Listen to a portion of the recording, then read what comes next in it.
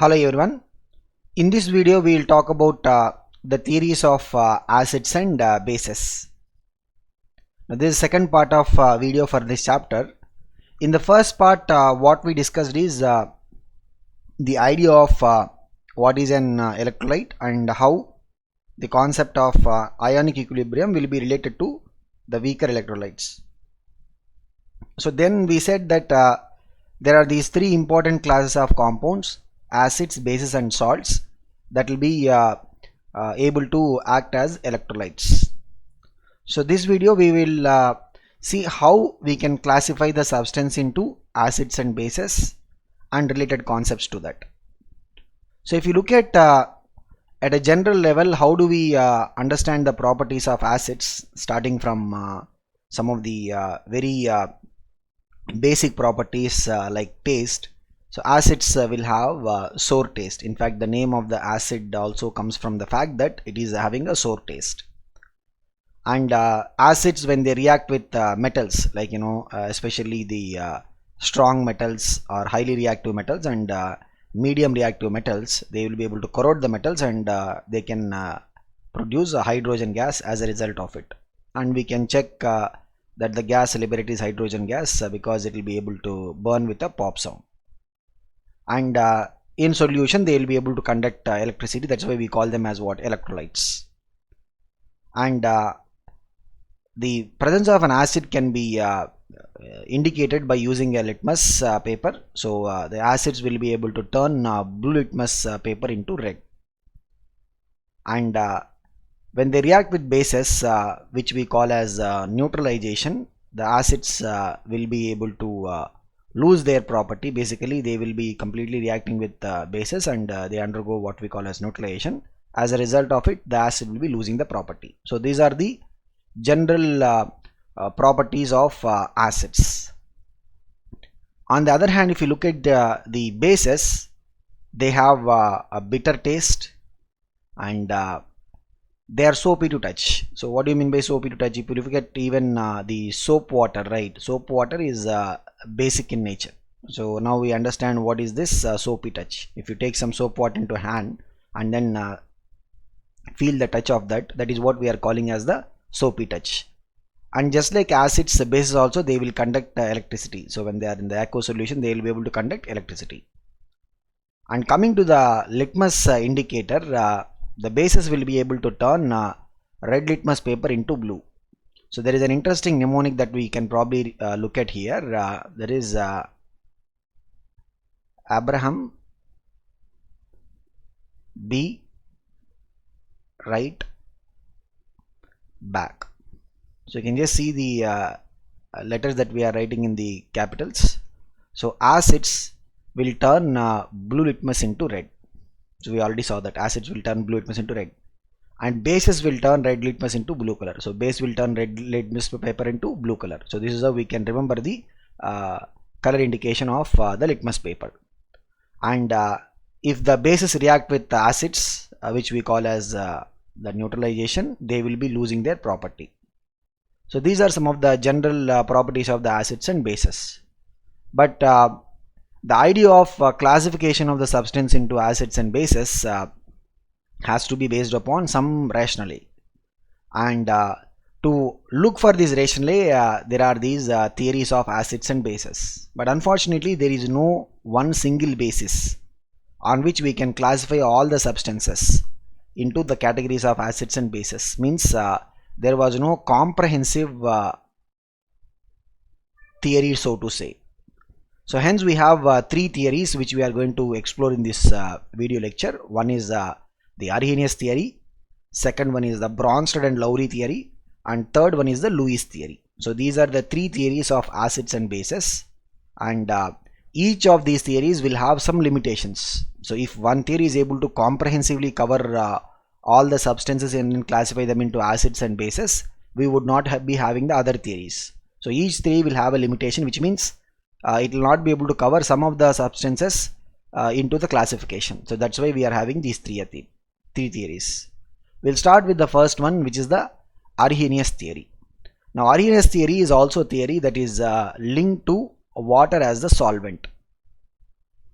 In fact, we will see after some time that this is also going to be one of the limitations of the Arrhenius theory. So what is an acid as per the Arrhenius theory? Acid is a substance which gives hydrogen ion, H plus ion. So H plus ion we can also call it as what, by the way? Proton. So acid is a substance which can give H plus ions in water. Remember, in water is very important. So if we are dissolving HCl in water, right, in aqueous solution, it will be able to produce H plus ions. So any substance when dissolved in water, if it is able to produce H plus ions, we will call it as what? Acid. And if you look at some of the acids which are obtained from the minerals, like sulfuric acid, hydrochloric acid, nitric acid, all of them, when we dissolve in water, they will dissociate almost completely. So means they will be undergoing 100% dissociation. So we will be calling them as what? A strong acids. So means these are strong electrolytes. We don't use the concept of ionic equilibrium for the strong acids. On the other hand, if we have some organic acids and acids like carbonic acid, HCN, when we dissolve them in water, they will undergo only partial dissociation, or the dissociation will be only to lesser extent.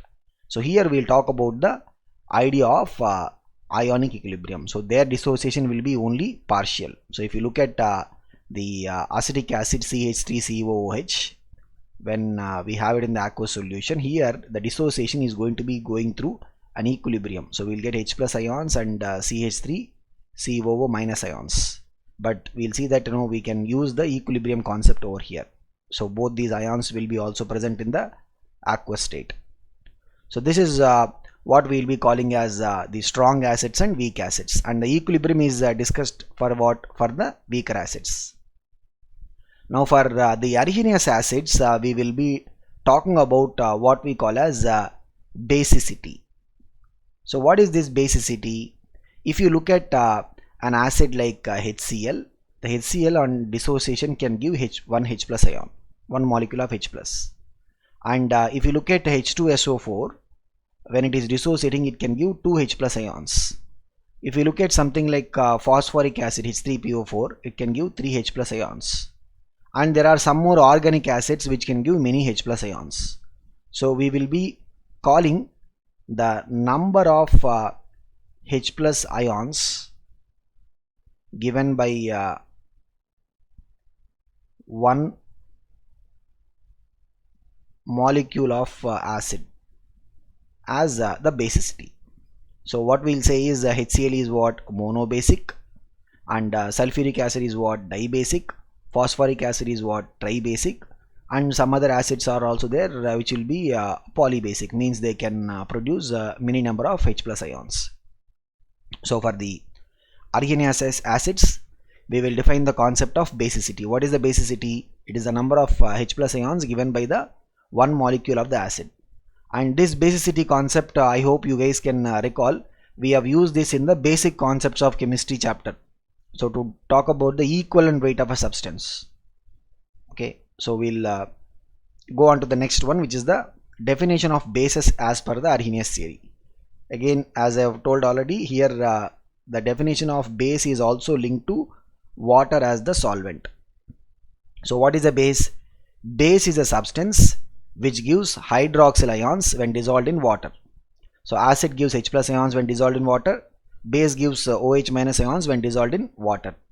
So if you look at the hydroxides of first group and second group metals like sodium hydroxide, potassium hydroxide, right, when we dissolve them in water, they undergo almost complete dissociation. So hence we will be calling them as what? Strong bases. And these bases, they are also soluble in water. So water soluble bases, right? So the definition of Arrhenius base itself is what? Something that is soluble in water. So water soluble bases are also called as what? Alkalis. Now on the other hand, we'll have the hydroxides like ammonium hydroxide. So when we dissolve this in water, they undergo dissociation, but only partially. So we'll talk about the concept of equilibrium there. So the dissociation of ammonium hydroxide will be only partial. So we will call bases like them as what? The weak bases. So we have strong bases and weak bases. Again, here also the concept of equilibrium is defined for what? The weaker bases. For the acids we talked about the basicity. For the bases we will talk about the idea of acidity. So what is acidity? If you look at something like potassium hydroxide, right, when dissociates it gives 1 OH minus. If you look at magnesium hydroxide, when dissociates it gives 2 OH minus ions. If you look at aluminum hydroxide, when dissociates it gives 3 OH minus ions. So the number of OH minus ions that are produced, so number of OH minus ions that are produced by one molecule of base is what we are calling as the acidity. So potassium hydroxide becomes what? Monoacidic. Magnesium hydroxide becomes what? Diacidic. And aluminum hydroxide becomes what? Triacidic. Here also we can have what? Polyacidic. So for the acids we define the concept of basicity. For the bases we will define the concept of acidity. So this is about the idea of what are Arrhenius acids and what are Arrhenius bases. And when we talked about the properties of acids and bases, we mentioned that when an acid is reacting with a base, it will undergo the neutralization reaction and it will lose the property. Similarly, when a base is reacting with an acid, we said it will undergo the neutralization and it will lose the property. So what is this neutralization reaction and how do we understand the neutralization reaction based upon the Arrhenius concept? So if you look at the neutralization reaction as such, right, it basically involves combination of H plus which is coming from the acid and OH minus which is coming from the base.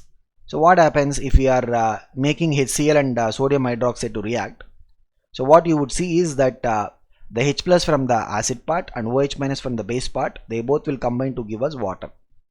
And the other substance of course will be what? The Na plus and Cl minus ions will be in the aqueous state. If we can crystallize them means we will be able to produce a salt. Otherwise the Na plus and Cl minus will be in the dissolved state. So we will see that neutralization reaction is nothing but the combination of H plus coming from the acid and OH minus coming from the base producing water. And the other ions will be present in the aqueous state or the dissolved state, which can be crystallized into an ionic substance. This can be crystallized into an ionic substance. Okay, so this is how we look at the neutralization reaction.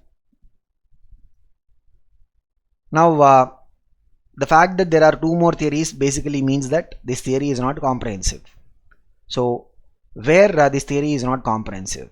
So this theory is not comprehensive as it failed to explain the acidic and basic nature of substances which do not contain H plus and OH minus, because what we are saying, an acid should give H plus, a base should give what? OH minus.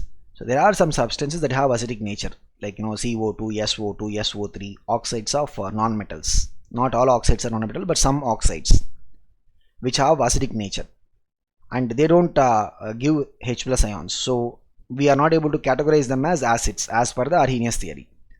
Similarly, there are some bases like ammonia, calcium oxide and sodium carbonate. They have basic nature. So we cannot classify them as bases because they are not able to give OH minus ions. So there are some substances that do not contain H plus or OH minus ions, and we are not able to include them in the category of the acids and bases. And also if you look at the reaction between the acids and bases, we talked about the H plus coming from the acid and OH minus coming from the base that will produce the H2O. And the reactions also happen in the presence of water, because only in water the H plus will be produced by the acid, only in water the OH minus will be produced OH minus will be produced by the base. But we have the acid base reactions that happen in the absence of water also, and that don't involve the H plus and OH minus ions. So if you look at the reaction between calcium oxide and SO3 to produce salt, calcium sulfate, this is also like an acid base reaction and it does not involve what? H plus and OH minus. Ammonia will react with HCl to form ammonium chloride. This also does not involve H plus and OH minus ions, or it does not involve the presence of water. And on top of everything, right, the definition of an acid itself and the definition of base itself, right, it is linked to the aqueous solutions, because what we are saying acid is substance that will produce H plus ions when dissolved in water. Base is a substance that will produce OH minus ions when dissolved in water. So the theory itself is limited to what? Aqueous solutions. So these are some of the limitations of the Arrhenius theory. And the next attempt was by the Bronsted and Lowry theory, and we'll explore that later. But before that, we'll just take a look at this question. Which of the following is strongest acid? So we need to tell which of them is actually strongest acid. So the acids that we are seeing here, right, they are basically called as oxo acids. HClO4, HbRO4, HiO4, what do we call them as? Oxo acids. So typically we'll talk about the oxo acids of the nitrogen family, the oxygen family, and then halogens. Now when we look at the oxo acids, right, here we'll see one thing: HClO4, HbRO4, HiO4, all of them, they look similar. If you see a group, as we go down the group, right, what happens? The electronegativity value of the element will be decreasing. Means if you look at chlorine, bromine, iodine, chlorine will be having the higher electronegativity.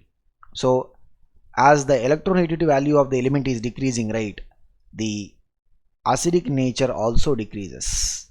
What happens for the oxo acids? The acid nature also decreases. Means what? If you are comparing plainly between HClO4 and HbRO4 and HiO4, which is going to be a stronger one? HClO4 is going to be a stronger one. So A, B, C, we are able to conclude HClO4 is a stronger one. These things we'll again learn in P block chapter in 12th standard. There we'll talk about the oxo acids of the nitrogen family, the oxygen family, and halogen family in detail. Okay. But anyway, since we're talking about the concept of acids and bases, we thought we'll just take a look at this question. Clear? So this is what is the concept of how the electronegativity of the element will decide the acidic nature or will impact the acidic nature. Now the question is between HClO4 and HClO, between these two, which is stronger? So in redox reaction chapter, we'll talk about the idea of oxidation number. So oxidation number, basically it will be linked to the number of oxygen atoms present. So we'll see that when the oxidation number of the element is more positive. So when the oxidation number of the element is more positive, means when the molecule basically contains more number of oxygen atoms, then that particular acid is going to be a stronger acid. Means what? If you look at HClO4 and HClO, where is the oxygen content more? Oxygen content more is in HClO4.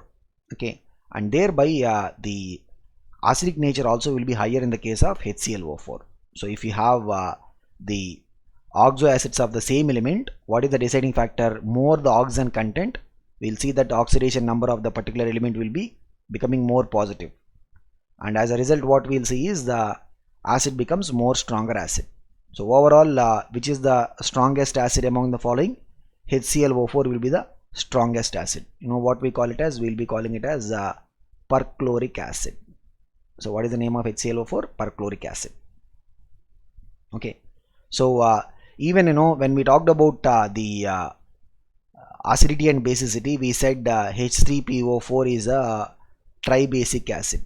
So it will be able to produce 3 H plus ions. And there is a popular question that H3PO3. So we have H3PO4, which is a tribasic. H3PO3 will be a dibasic acid. Okay, so phosphoric acid is what? Tribasic. Phosphorus acid is what? Dibasic. So whether it is a tribasic or dibasic, it depends upon how many H plus ions it can produce. So it depends upon the structure of these molecules. Like in H3PO4, the structure will be like we have a phosphorus.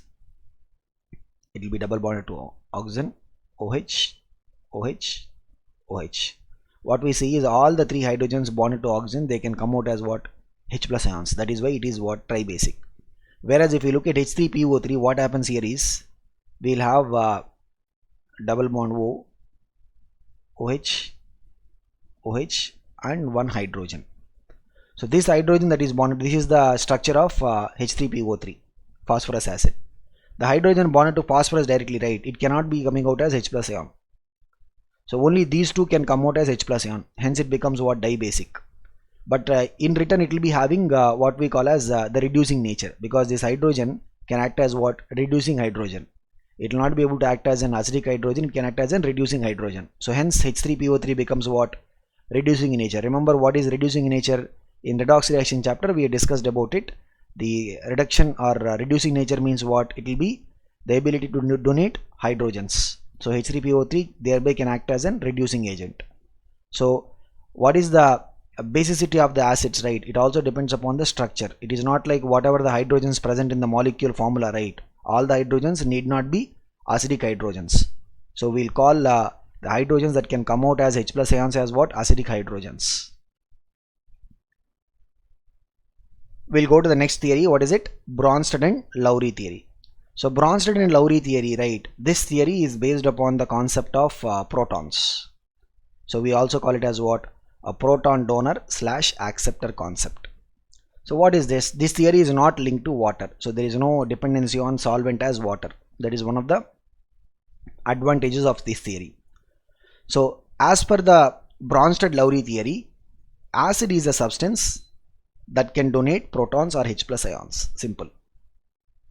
And what is a base? It is a substance that can accept protons.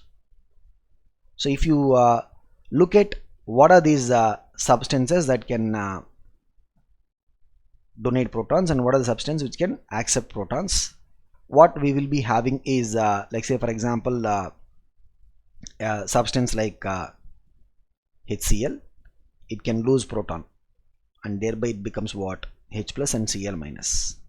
Whereas if you see something like an ammonia, it can accept proton, thereby it is forming what? NH4 plus.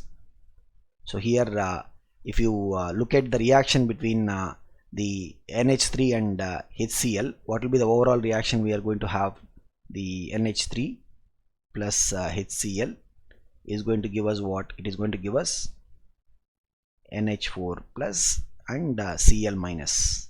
So what we see is that the ammonia is acting as an base and HCl is acting as an acid. So this is what we will be able to see in terms of the acid base reaction. And the Bronsted-Lowry theory proposes the concept of what we call as an conjugate acid and conjugate base. So what is this conjugate acid and conjugate base theory? The conjugate acid and conjugate base theory is that if we have an acid and it is losing H plus ion, the residual part, whatever is remaining part, right, will be called as what? It is the conjugate base. So it is the conjugate base for what? It is the conjugate base for HCl. And similarly, if we look at a base after accepting proton, it is going to become conjugate acid. So for example, if we have a base ammonia and it is accepting proton, it is forming what? NH4 plus. So we are going to be calling it as a what? Conjugate acid for ammonia. So why are we using the definition of an conjugate acid and conjugate base here is that if we think about equilibrium here, like this reaction is happening in both directions, then if you see the other way, the other direction will be what? NH4 plus is going to donate the proton to Cl minus, thereby they will be forming what? Ammonia and HCl. So what we see is this is going to be acting as an acid in the reverse reaction and this is going to be act as a base. So that is why for the ammonia, what is the conjugate acid? NH4 plus. For the HCl, what is the conjugate base? Conjugate base is Cl minus. So the way we will get a conjugate acid for any substance, how do we get conjugate acid of a substance?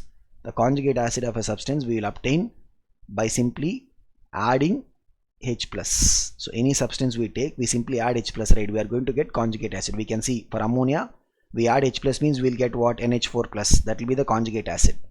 And how do we get the conjugate base of a substance? By removing H plus. So from any substance, right, we add H plus means we will get the conjugate acid of the substance. We remove H plus means what we are going to get? We will get the conjugate base of the substance. So the idea of conjugate acid and conjugate base, right, is also used in talking about the strength of the acids and bases. So the idea that we are proposing here is also used in the strength discussion of acids and bases. Now if you look at the broad idea, it is that if you have an acid which is a strong acid, then its conjugate base will be what? It will be weaker base, and vice versa. Means if you have the acid as a weak, then the corresponding base will be what? Strong. Why? If you look at the same example that we discussed, right? If you have a reaction between ammonia and HCl to produce NH4 plus and Cl minus, just think about it. If this is a, let's say, strong base, this is a strong acid, these are the strong, then what would happen? The reaction is going to proceed more in the forward direction. The reverse direction is only going to happen to a less extent. Means the reverse direction where this is acting as an acid, this is the conjugate acid, and this is acting as the base, which is the conjugate base.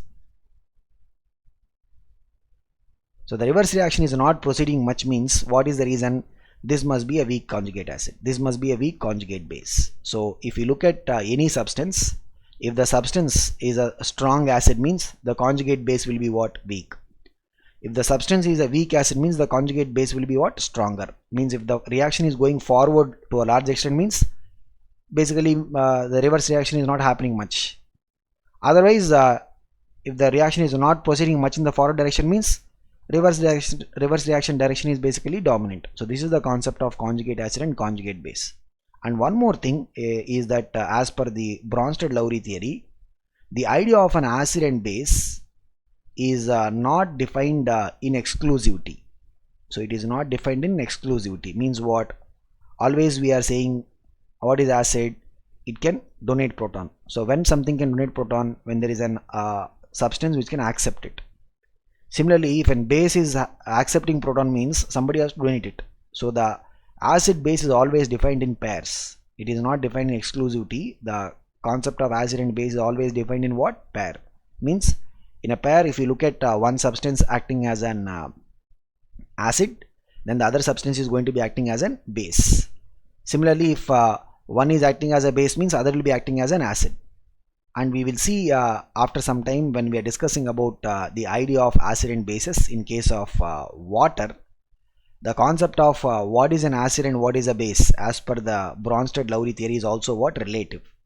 So it is not like we can say absolutely that okay, this is always going to be like an acid and this is always going to be like an base.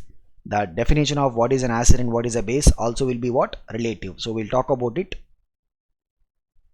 First we look at this question. What are the conjugate acids? So these are some of the kind of questions which might come in especially medical entrance examinations. So what are the conjugate acids of the following substances? So remember, what is the idea? How do we get the conjugate acid? Conjugate acid will come by adding H plus. So if you add H plus to water, means what is it going to become? H3O plus. So you know what it is called as? It is called as hydronium ion. So H3O plus will be called as what? Hydronium ions. If we add H plus to NO3 minus, what is it going to give? HNO3. So these are the conjugate acids. So how do we get conjugate acid of a substance? Simply add H plus, we will get the conjugate acid. And remember, we cannot add 2 H plus, we have to add only 1 H plus. Say for example, if we are having SO4 2 minus, we are asked what is the conjugate acid of that. You know what we have to do? We have to simply add only 1 H plus. Thereby it becomes what? HSO4 minus. That will be the conjugate acid for SO4 2 minus. So we have to add only 1 H plus, and that is going to give us the conjugate acids. If you remove 1 H plus, means we are going to get what? Conjugate base. Now this is where we will understand that as per the Bronsted-Lowry theory, the idea of acids and bases itself is relative. So what is this? If you look at water, it can act both acid as well as a base, and hence we will be calling water to be having amphoteric nature. So water will be having what? Amphoteric nature or amphiprotic, means it can donate protons as well as it can accept proton. So how do we understand this? If you look at the reaction of water with HCl. So HCl, when it is reacting with water, what we observe is the HCl will be donating proton, thereby we will be getting Cl minus and H3O plus. So here HCl is acting as an acid and water is acting as a base. Whereas if you look at the reaction between ammonia and water, Here water will be able to donate proton, thereby what we will get is NH4 plus and OH minus. So here in this case what is happening, the ammonia is acting as a base and water is acting as an acid. So if we have water and HCl, water is acting as a base. If you have water and ammonia, water is acting as an acid. So that is why the idea of acid and base is always relative. In fact, we will see that if we have the acids, the so-called acids also, right, relative acids, like say for example H2SO4 and HNO3 is here. Even when both of them are present, right, so one of them can be donating proton to the other. So the stronger one will donate proton to the other. So as a result what happens is H2SO4 will be a stronger acid. So it donate proton to HNO3. So as a result it will be forming H2NO3 plus, and then it will lose water molecule to give NO2 plus. So what we see is in the reaction between H2SO4 and HNO3, the H2SO4 will be donating proton and HNO3 will be accepting proton. So this happens, this we'll see in the organic chemistry, the reactions of benzene. So we'll look at the reactions of benzene in terms of electrophilic substitution reactions of benzene. We'll discuss about that. Okay, so this is what we call as the nitration reaction. So just keep a note of it. We'll discuss about it when we go to the organic chemistry topic over there. So this is what we'll be calling as the relative definitions of or the relative concept of what is an acid and what is an base. Now the Bronsted-Lowry theory is also not without any limitations. If you look at the Bronsted-Lowry theory, what is the concept here? We are saying that acid will be donating proton and base will be accepting proton, but we can have substances like BF3, AlCl3, which are typically the electron deficit molecules. Remember we have talked about it in the chemical bonding chapter. So electron deficit molecules are what? Even after the bond formation, the central atom does not achieve the octet structure. Okay, and these electron deficit molecules, they show acidic nature. They have acidic properties, but they will not be able to donate H plus ions. And as per the definition of the Bronsted-Lowry theory, we can only classify a substance as an acid if it is able to donate H plus ion. But these electron deficit molecules, they have acidic nature, but we are not able to classify them as what? The acids. And also one more limitation that we have discussed before is if you look at the neutralization reaction here, what we are observing, an acid will give H plus and a base will absorb the H plus, or it will be taking the H plus. So what we see is there are some reactions between the oxides of non-metals, some non-metals like CO2, SO2, SO3, and the basic oxides of metals. These reactions will be leading to salt formation. This is also like what? Neutralization. And here we are not talking about any H plus being given or H plus being taken.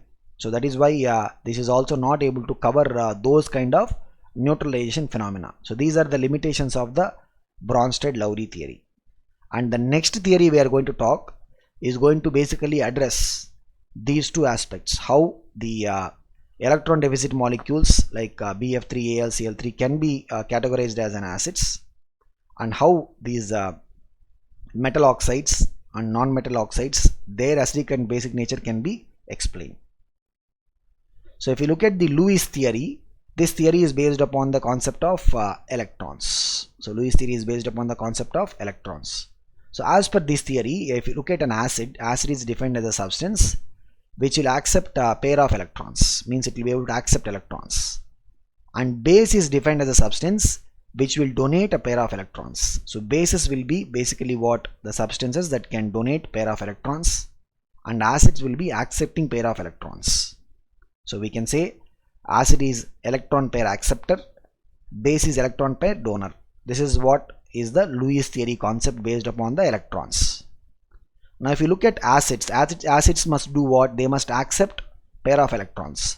So the electrophiles, typically the cations or the electron deficit molecules like AlCl3, BF3, their central atoms are less than octet structure, so they can act as Lewis acids. Nucleophiles, will be Lewis bases. Typically the molecules having a lone pair of electrons, we can see in ammonia nitrogen has a lone pair of electrons, in oxygen in water oxygen will be having lone pair of electrons, in amines, in alcohols the oxygen will be having lone pair of electrons, in alcohols, in amines nitrogen will be having lone pair of electrons, fluoride ion fluorine will be having lone pair of electrons, hydroxyl ion oxygen will be having lone pair of electrons, bromide ion Br minus will be having lone pair of electrons. So they will be able to act as the Lewis bases because they can donate the lone pair of electrons. And if you look at the concept of neutralization, what we see is if we have BF3 acting as an acid, then it can accept electron pair, and if ammonia is acting as a base, it can donate electron pair. So the neutralization reaction in the Lewis theory, it involves the donation of electron pair from an acid to a base, resulting in the formation of the coordinate covalent bond. So what is a coordinate covalent bond? Remember, in chemical bonding we discussed about it. If you have a normal covalent bond between two atoms A and B, the atom A will give one electron, atom B will give one electron. That is a normal covalent bond. What is a coordinate covalent bond? If both the electrons are given by one atom or both the electrons are contributed by one atom, then we will call the bond as what? Coordinate covalent bond. And we will try to differentiate this bond from the normal covalent bond by using an arrow. So all this we have discussed in the chemical bonding chapter. So if not, you can just if you are not able to recall, means you can take a look at the videos on the chemical bonding chapter. So a coordinate covalent bond will be given by an arrow. Normal covalent bond will be simply indicated by a line segment. Coordinate covalent bond will have an arrow. Arrow points what? Arrow will be pointing from the atom that is donating electrons to the atom that is accepting electrons. So in the Lewis theory, the neutralization concept involves what? It involves the formation of the coordinate covalent bond. So we can see that if we have ammonia reacting with BF3, there is a coordination covalent bond formed from nitrogen of ammonia to the boron of BF3. So this is how we look at the neutralization reactions. And looking at what are the types of substances which we can call as Lewis acids. Like, if we have the molecules where there is an incomplete octet for the central atom, all these electron deficit molecules like BF3, AlCl3, BCl3, all of them, they are having what? Electron deficit or incomplete octet structure. And we have simple cations like Ag plus, H plus, Fe3 plus. The cations, they can also act as what? Electrophiles. And the molecules having vacant d orbitals of the central atom, like this usually happens for the p block elements as well as for the d block elements. So where we have the central atom having vacant d orbitals, and all of them we will be able to see them as acting Lewis acids. Basically they must be able to accept the lone pair of electrons. What will be Lewis bases? Where we must have an atom having lone pair of electrons. Like we have neutral molecules like water, ammonia, alcohols, amines, where the respective atoms. In water, oxygen will have the lone pair. In ammonia, nitrogen has a lone pair. In alcohols, oxygen has a lone pair. In amines, nitrogen has got lone pair. So the molecules that can donate lone pair of electrons, at least one lone pair must be there to donate. And we have negative ions like hydroxyl ion, chloride ion, bromide ion, NH2 minus, all of them. Again here also we'll have the atoms having lone pairs. So only then they will be able to act as Lewis bases. So in OH minus, oxygen will have lone pair. Cl minus, Cl will have lone pair. Br minus, Br will have lone pair. NH2 minus, nitrogen has got lone pair. So what happens is with a negative charge, right, the donating ability will be increasing. So they can donate easily. Why? Because already there is a negative cloud, means it makes it easy for these anions to donate the electron pair easily for the Lewis acids. So this is what is the examples of the types of Lewis acids and types of Lewis bases, and the limitations of the Lewis theory. As we know, this is not also a comprehensive theory, because this is based upon the idea of electrons. So Lewis theory, first of all, we are talking about the formation of a coordinate covalent bond. If you look at the Arrhenius theory and the Bronsted-Lowry theory, we talked about what is a strong acid and what is a weak acid, what is a strong base, what is a weak base. Here we will not be able to compare the strength of the acids and bases. we are able to explain the neutralization phenomena by using the concept of coordinate covalent bond, why the acids and bases will combine, but we are not able to explain the strength of the acids and bases, or the comparison of the strength of acids and bases is not done in the Lewis theory. And if you look at this theory, right, it is talking about the formation of coordination bond or coordinate covalent bond between the acid molecule and base molecule, but it need not happen in each and every case. Like we have the arsenous acids like HCl and H2SO4, when they are reacting with arsenous bases, right, there we will not have the formation of a coordinate covalent bond. In fact, we may have the formation of an ionic bond over there. Remember, if we have HCl and NaOH reacting, right, what is going to happen? We will be having NaCl formed, which will be having ionic bonding. So this coordinate covalent bond is also limited to the examples of what we are seeing as the Lewis acids and Lewis bases. It is not comprehensive. And if you look at the acid base reactions, right, they are generally fast, but the formation of a coordinate bond is slow.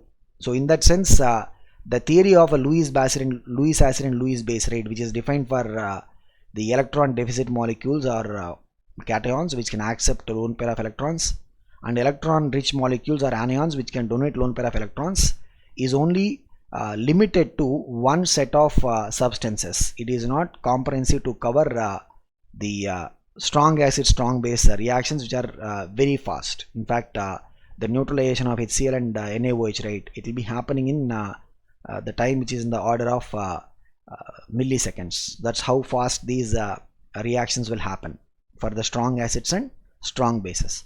So the Lewis theory as such is also not comprehensive. It is myopic because it is only limited to the idea of the acid and base exchanging electrons through the formation of a coordinate covalent bond. But while each and every theory has got its limitations, what we see is the three theories are able to comprehensively. So Arrhenius theory is able to talk about the acidic nature and basic nature of say mineral acids and most of the organic acids as well as the hydroxides of metals and even other substances, because they can give H plus and acids will be the ones that will give H plus, bases will give OH minus, but in water. Then the Bronsted-Lowry theory talked about the acid as a proton donor and base as a proton acceptor. So we were able to include more substances into the classification because here there is no dependency on water as a solvent also. But still some substances were left over which are able to show the neutralization reaction. And for them we have the Lewis theory, which is based upon the idea of exchange of electrons by the formation of coordinate covalent bond. So these are the three theories of acids and bases. In the next video we will talk about how do we look at the strength of an acid by using what we will be calling as dissociation constant. Like the way in normal chemical equilibrium concept we talk about the equilibrium constant. So in the case of the acids or bases, we will be calling it as what? Dissociation constant of the acid and dissociation constant of the bases. So we will cover about that in the next video lecture.